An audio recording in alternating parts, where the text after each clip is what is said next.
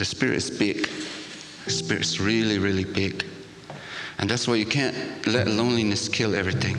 Because its loneliness is at the base of all this fear of being alive and this grief. And that's because the people not together, they feel alone. So don't be alone. It's a hard thing to do. This way things are. And there's times to be alone, but you have to know there's a place to go back to that where you're not alone. It's definitely a time when you gotta be alone. I mean, you gotta go out in the bush, or you gotta go off here, think this out, or just be with nature, which is another form of not being alone. Because you're never alone out in the woods. Woods mean surrounded with life. I feel happy out in the bush. Love be out in the bush. You guys know me, know that's true. Try to call me on the telephone, forget it. If I'm at home, I'm not home. But it's a community of trees, community of bird, community of stone, community of water. We know the spirits live in those things. We feed them everywhere we go. It's really hard to go around with me. Any of you noticed? You got to stop at Mississippi River, get out of the car, give a gift to the water. Somebody died, I got to weep in the water. Every time I cross the body of water, I got to give a gift. Every time I make a fire, I make a gift. Every time I eat, I make a gift. Everything I do is a gift. So it's coming down to gratitude. Grief is a form of gratitude for being alive. Because if you didn't miss it, then you weren't here. And if you don't cry for it, it no longer has any position in life. And for it to take its new position in life, to let it go, as they say in this culture, we don't say that. We say it becomes a deep water fish, we say. It's like the dead person, it's like a human being formed like this. And then once it goes 400 days, we call it becomes a deep water fish. It's now transformed into other being. There's a wind in his scales there, We make a lot of sayings.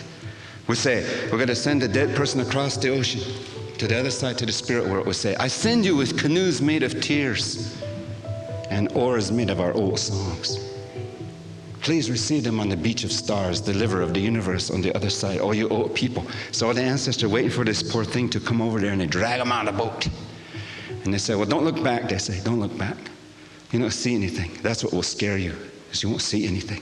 Whereas the people on this side that are still alive, weeping tears, doing their dance, doing their songs, and putting all the gifts in and making big old feasts every 20 days, feeding this person on the other side so that they can get initiated.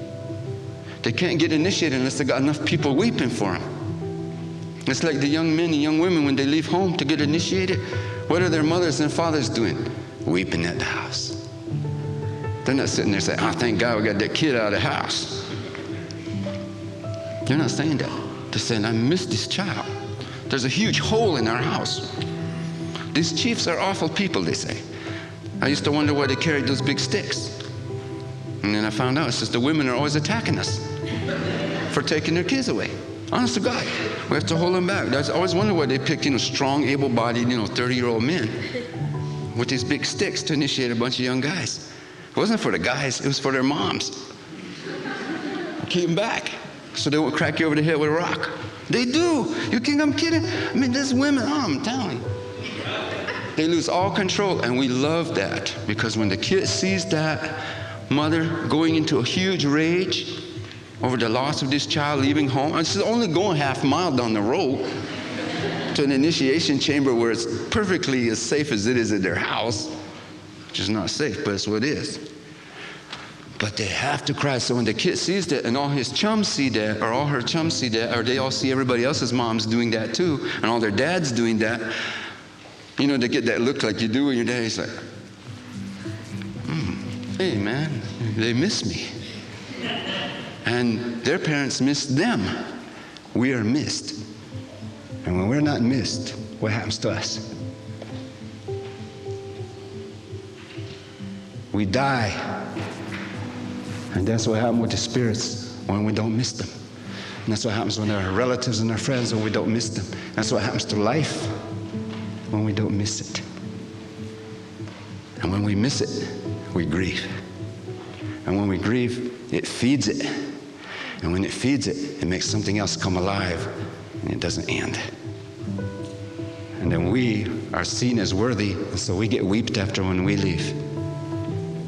And then when we get to be a fresh, deep water fish, we can blow some wind back in the sails of the people here, into the animals here, and the plants here, and the ecosystems here.